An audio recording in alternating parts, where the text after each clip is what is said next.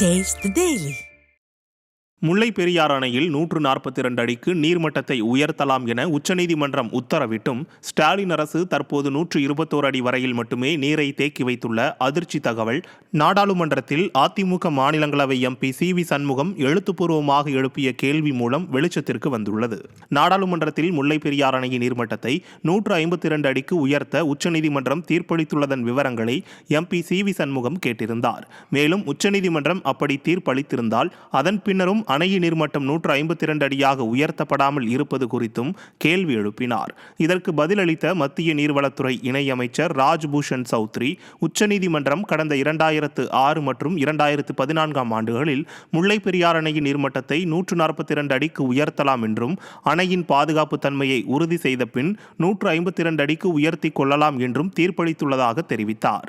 அதே சமயம் முல்லை பெரியாறு அணையில் தற்போது 121 அடிக்கே நீர்மட்டம் உள்ளதாகவும் கூறினார்.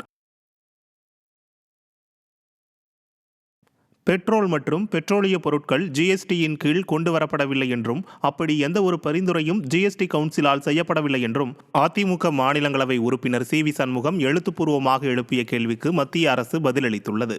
நாடாளுமன்றத்தில் அதிமுக மாநிலங்களவை உறுப்பினர் சி.வி. சண்முகம் பெட்ரோல் மற்றும் பெட்ரோலிய பொருட்களை ஜிஎஸ்டிக்குள் கொண்டுவரும் திட்டம் உள்ளதா என்றும் அப்படி இருந்தால் அதன் விவரங்களை கேட்டிருந்தார். மேலும் இது தொடர்பாக கடந்த 5 ஆண்டுகளில் ஏதேனும் முன்மொழிவினை நிதித்துறை பெற்றுள்ளதா என்பது குறித்தும் கேள்வி எழுப்பினார். மேலும் பெட்ரோலிய பொருட்கள் ஜிஎஸ்டி வரம்பிற்குள் கொண்டுவரப்பட்டால் அதன் விளைவுகள் குறித்து அரசு ஏதேனும் ஆராய்ந்துள்ளதா எனவும் கேள்வி எழுப்பியிருந்தார். இதற்கு பதிலளித்த மத்திய இணையமைச்சர் சுரேஷ் கோபி, பெட்ரோல் மற்றும் பெட்ரோலிய பொருட்களை ஜிஎஸ்டிக்குள் கொண்டு வருவதற்கு ஜிஎஸ்டி கவுன்சிலின் பரிந்துரை தேவை என்றும், ஆனால் அனைத்து மாநிலங்களை உள்ளடக்கிய ஜிஎஸ்டி கவுன்சில் அப்படி ஒரு பரிந்துரையை அளிக்கவில்லை என்றும் தெரிவித்தார்.